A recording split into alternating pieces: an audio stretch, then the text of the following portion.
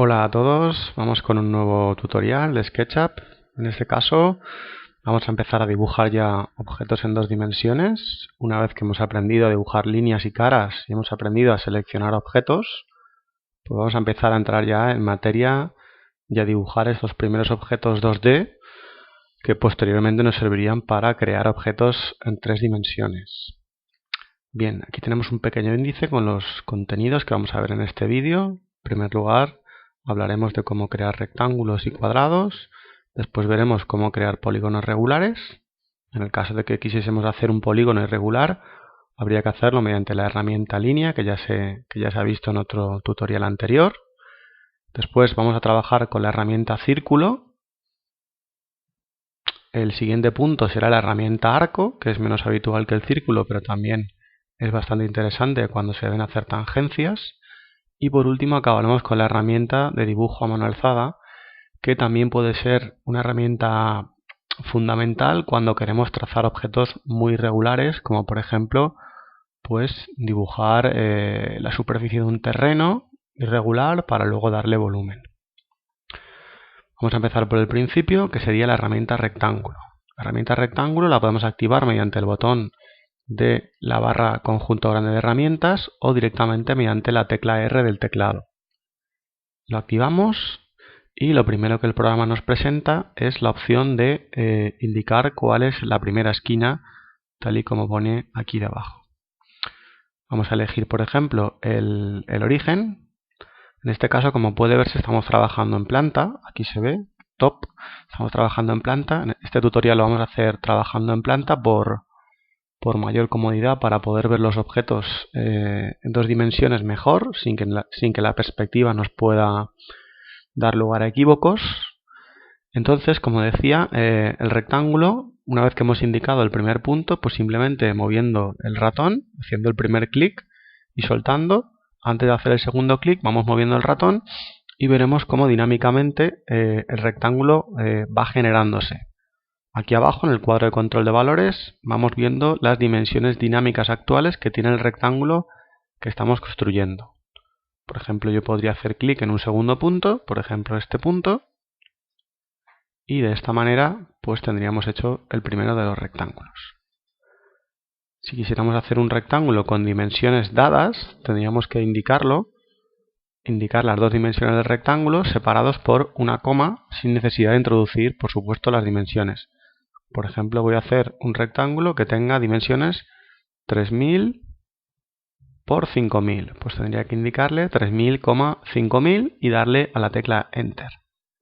De esta manera el rectángulo tiene unas dimensiones de 3000 por 5000. Lo podríamos comprobar con la herramienta Medir. Podríamos hacer clic aquí y ver que el lado largo son 5000 y que el lado corto son 3000 unidades. En este caso, milímetros. Bien, la herramienta rectángulo tiene un par de particularidades, y es que cuando estamos generándolo, el programa nos propone dos posibles opciones interesantes, que son un rectángulo con sección áurea, con la sección dorada, como llama el programa en la versión en inglés, y si buscamos que sea más parecido al cuadrado, el programa también nos propone el cuadrado. Simplemente cuando nos aparece esta diagonal de puntitos, tendríamos que hacer clic y aproximadamente o de forma exacta, vamos a comprobarlo, tendremos un cuadrado. Tenemos 2214,1 y aquí tenemos 2214,1. Efectivamente nos ha hecho un cuadrado perfecto. En cualquier caso, el cuadrado se podría hacer introduciéndolo con medidas. Por ejemplo, haber puesto 2000,2000. Bien, con eso terminamos el cuadrado. Vamos a ver la siguiente herramienta, que será la de polígonos regulares. Esta herramienta la vamos a encontrar en la misma barra, conjunto grande de herramientas. La vamos a seleccionar y lo primero que el programa nos propone, aquí abajo, nos pregunta o nos da por defecto que va a hacer un octógono, va a hacer un polígono regular de 8 lados. Entonces, si nosotros no quisiésemos un octógono, que quisiésemos un polígono regular de otro número de lados, pues habría que indicárselo ahora. Por ejemplo, supongamos que queremos hacer un pentágono, pues antes de hacer clic para indicar el centro del pentágono, lo que haremos será escribir con el teclado 5 y darle a la tecla Enter, de manera que ahora ya tenemos claro en pantalla que se va a generar un pentágono. Podríamos elegir como centro del pentágono el origen de coordenadas y después vamos a alejarnos del origen de manera que de forma dinámica vamos viendo cuál es el radio de la circunferencia circunscrita a este pentágono en este caso. En este momento sería de 3033,33. Yo podría hacer clic cuando yo quisiese y después, mientras que no haya dado otra orden, podría introducir otro número, por ejemplo 4000, y automáticamente el pentágono se ajustaría a la dimensión que yo le he indicado por último. Podría volver a cambiar 2000, 1000, 3000, 4500, 2000 otra vez. Es decir, que mientras que yo no le dé una orden para hacer un nuevo pentágono o cualquier otro objeto, yo puedo modificar el valor, puedo modificar las dimensiones de, el objeto, del último objeto construido. Esto sirve para cualquier herramienta, también para el rectángulo que hemos visto anteriormente. Bien, con esto tenemos terminado el tema de los polígonos regulares. Es una cosa que no tiene demasiada complicación. Voy a quitar esta rayita de aquí. Bueno, pues la dejamos. Vamos a ver el siguiente punto, que será la herramienta círculo. Para ello tenemos que elegir el botón de círculo de la barra conjunto grande de herramientas o bien con la tecla C del teclado. Vamos a irnos a círculo y lo primero que tenemos que ver, si somos un poco observadores, es que abajo, donde antes nos ponía número de lados para el pentágono, nos pone número de lados 24. ¿Esto qué significa? Pues significa que en realidad cuando estamos construyendo un círculo o un arco con SketchUp, lo que estamos construyendo en realidad es un polígono, un multipolígono de muchos lados. En este caso sería un polígono regular de 24 lados. A mayor número de lados, más parecido será ese polígono de muchos lados a una circunferencia. Entonces, por defecto, el programa nos propone hacer un círculo formado por un polígono de 24 lados. Es una buena aproximación y no se nota la diferencia. Como máximo, el programa nos permite introducir un círculo construido con un polígono de 1000 lados. Es decir, es la máxima precisión que podemos conseguir para hacer círculos y arcos. Es decir, 1000 lados. Y sería ahora, antes de indicar el centro del círculo, cuando tendríamos que modificar el número de lados.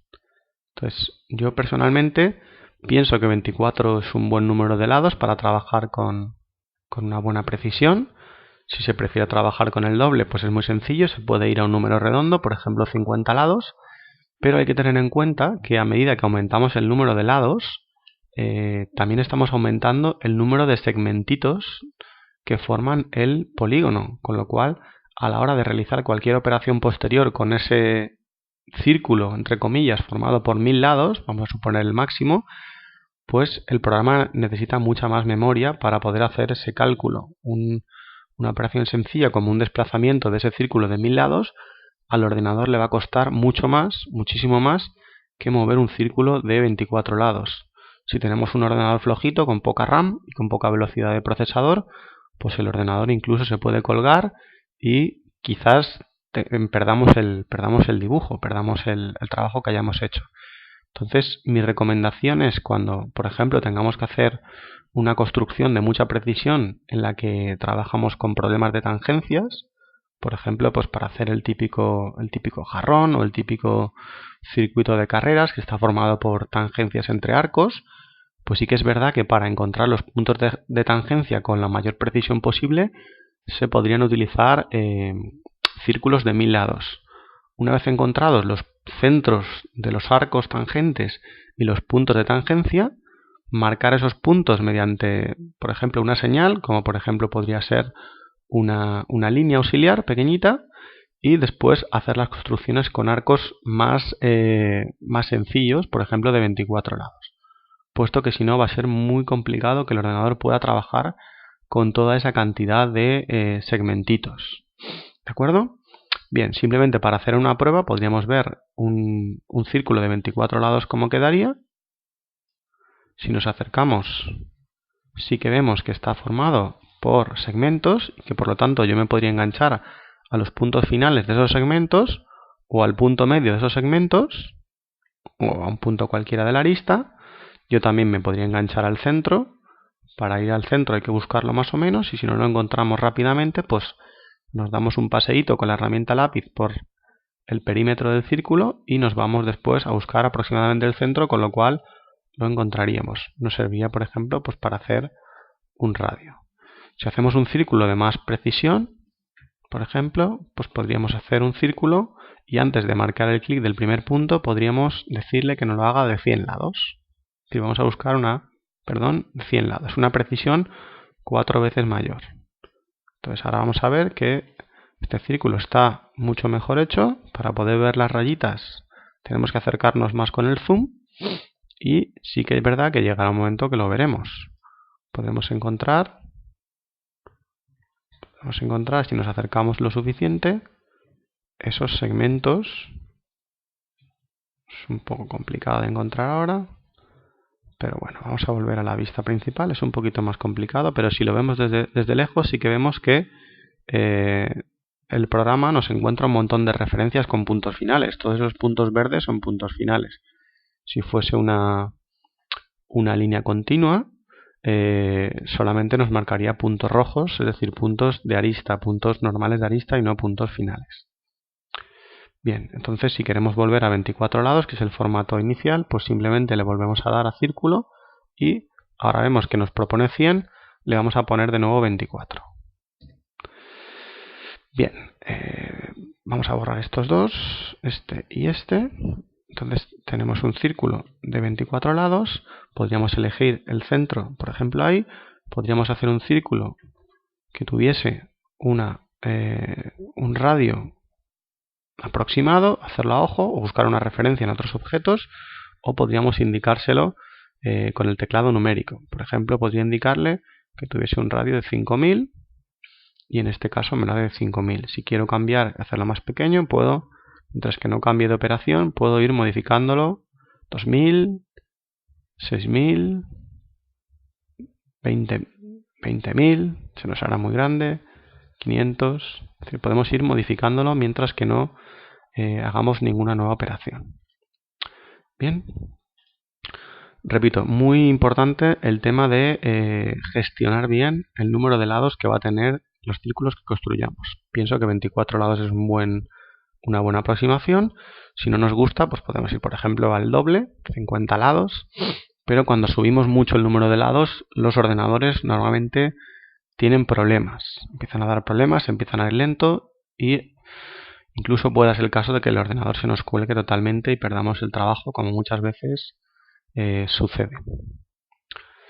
Bien, vamos a ir a la siguiente herramienta. La siguiente herramienta sería la herramienta Arco. Es una herramienta menos utilizada que la anterior, pero también se utiliza. Entonces vamos a seleccionarla con el botón correspondiente. Entonces la herramienta Arco nos sucede lo mismo.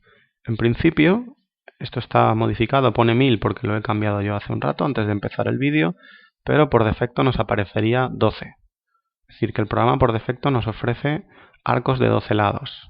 Si aumentamos la precisión del número de lados, podemos llegar hasta 1000 como máximo, igual que pasaba con círculo, pero sucede lo mismo. Tenemos que tener precaución porque luego el ordenador no va a poder con tantos segmentitos. Entonces, antes de hacer el punto inicial, tal y como nos indica aquí, voy a decirle que el número de lados sea 12, 12 Enter, de manera que voy a dejarlo como viene por defecto con el programa. Si los diseñadores del programa han decidido que por defecto sea 12, pues vamos a confiar un poco en ellos. Si queremos un poquito más, pues vamos a doblarnos y pondremos algo así como 25. Bien, seleccionamos el punto inicial del arco. A continuación, vemos que en el cuadro de control de valores nos aparece la longitud de la cuerda. Es decir, ahora mismo esta línea que se ve en pantalla nos está definiendo la cuerda que va a tener el arco que dibujemos. Podríamos hacer clic en un segundo punto a nuestro antojo o mediante el teclado numérico indicar cuál es la cuerda que queremos que tenga este arco. Podría hacerlo a ojo, por ejemplo, decirle que fuese aquí. Y lo siguiente que nos pide el programa es la longitud de la curvatura. La curvatura es precisamente la longitud de ese pequeño segmentito que ahora mismo se ve en pantalla. Es decir, es un segmento que es perpendicular a la cuerda que hemos trazado y que une el punto medio de la cuerda mediante una perpendicular con el perímetro del arco. Es decir, esa rayita que ahora mismo se ve en pantalla actualmente mide 572,9 milímetros. Nosotros podemos introducir el valor de la curvatura numéricamente mediante el teclado o podemos hacerlo a ojo para que se adapte a nuestras necesidades. Hay un momento que si lo hacemos con cuidado, el programa nos va a proponer si queremos un círculo. Vamos a ver si lo encuentro. Se está costando un poquito encontrarlo, pero hay un momento que el programa nos pregunta. No me está saliendo en este caso. Voy a intentarlo de nuevo. Vamos a hacerlo ahora. Y aquí. Ahí está. Medio círculo. Hay un momento que si lo hacemos con cuidado y más o menos vemos cuál es el radio, que sería esta distancia entre uno de los extremos y el punto medio de la cuerda, pues si hacemos que la curvatura se parezca a esa media distancia, el programa nos propone hacer medio círculo. Podríamos pinchar y en ese caso tendríamos ya hecho medio círculo. Bien, ¿qué sucede si queremos encadenar una serie de arcos consecutivos? Por ejemplo, pues para hacer un problema de tangencia sencillo. Bien, pues tendríamos con la herramienta arco activada, tendríamos que seleccionar que el primer punto del nuevo arco corresponda con el último punto del arco que ya tenemos. El programa por defecto nos propone siempre que el nuevo arco va a ser tangente al arco anterior. Si yo, por ejemplo, quisiese que efectivamente fuese tangente y que tenga la longitud de cuerda que ahora mismo tiene, que es de 1425,8, pues haría doble clic en este momento y este nuevo arco, este arco número 2, sería tangente al arco número 1. Doble clic y ya lo tendría. Podría continuar la operación. Puedo hacer clic en el siguiente. Siempre nos propone por defecto que sea tangente. Doble clic. Y cuando no queremos que sea tangente, ¿qué hay que hacer? Bueno, pues lo que hacemos es, elegimos el primer punto, hacemos simplemente un clic y luego ya podemos modificar la curvatura a nuestro antojo, pero sí que es verdad que podríamos buscar la opción todavía de que sea tangente si buscamos la curvatura adecuada. En este caso puedo hacer que sea tangente, aquí hago clic y este pues no va a ser tangente. Este va a ser un arco cualquiera que no sea tangente. Bien, después como ejemplo pues podríamos hacer un par de líneas y de esta manera pues se nos cerraría y tendríamos una figura 2D irregular formada por una serie de arcos tangentes y de líneas. Cuando hacemos un arco, del mismo modo podemos encontrar su centro, igual que pasaba con el círculo. Para ello, pues tenemos que movernos un poquito por su perímetro y nos podemos ir a buscar, a veces puede costar un poco más, pero nos podemos ir a buscar su centro. Me pareció encontrarlo por ahí. Vamos a ver si quitando la última operación me lo permite hacer. Es un poquito difícil cuando tenemos varios. Vamos a hacer el ejemplo solamente con un arco para que se vea. Así, por ejemplo, teníamos un arco. Entonces podríamos buscar el centro de ese arco, aunque no lo tengamos marcado, moviéndonos un poquito por ese arco y luego yéndonos a buscar el centro. No lo estoy encontrando.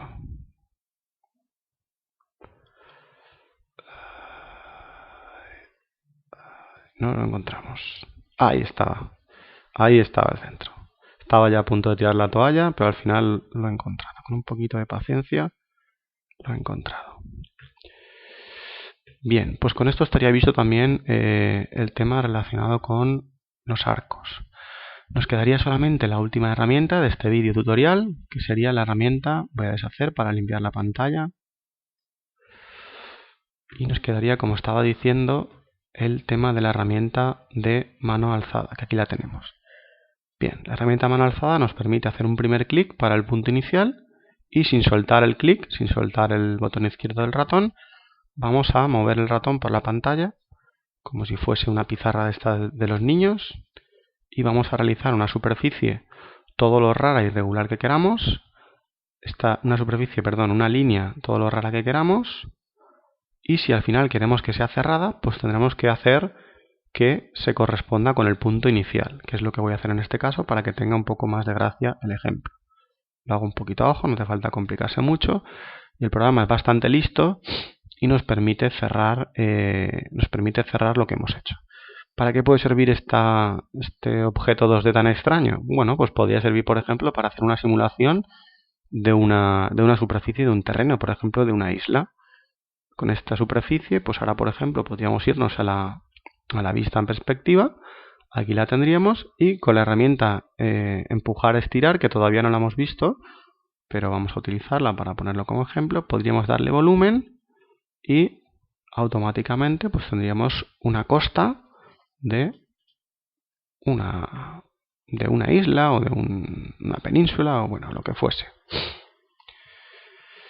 Bien, con esta última herramienta, con la herramienta dibujo a mano alzada, terminamos el tutorial y a continuación ya, una vez que hemos visto la creación de objetos 2D y cómo ser capaces de seleccionar, aquí por ejemplo podríamos hacer el triple clic para seleccionar, o la selección por ventana, o podríamos hacer la selección cruzada. Con una pequeña ventana de derecha a izquierda seleccionamos, como puede verse, absolutamente todo. Bien, con esto ya pasaremos a los siguientes vídeos, que serán las herramientas de dibujo en 3 dimensiones.